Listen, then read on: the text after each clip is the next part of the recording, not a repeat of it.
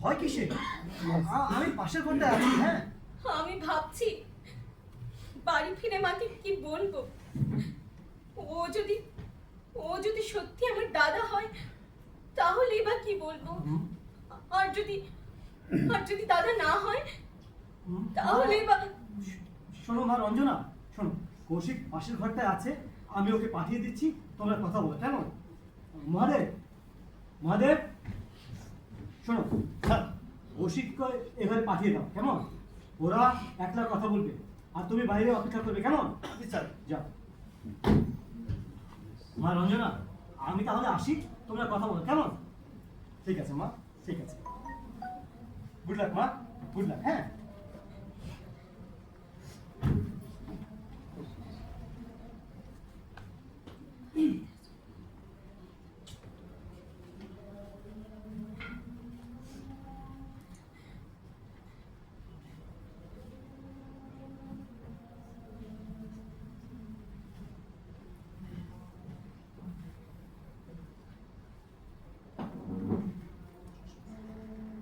আজ তুমি মানে আপনি মানে আমি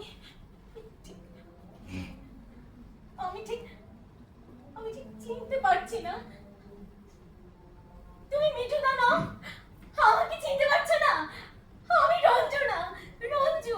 তা হবে, কিন্তু কিন্তু আমি তো আপনাকে না, একদম চিনতে পারছি না।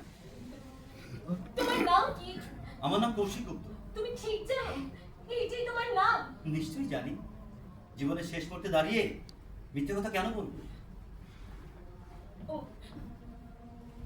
আচ্ছা, খঞ্জনা গ্রামে যাওনি কখনো তুমি? অঞ্জনা, বাহ, ভারী বৃষ্টি নাম তো। খঞ্জনা। তোমার বাড়ি কোথায়? বাড়ি বাঁকুড়া জেলায়। গ্রামের নাম কেষ্টবন না বেশ ভুলে গেছি। ভুলে গেছো? হ্যাঁ। কেন ভুলে গেছো?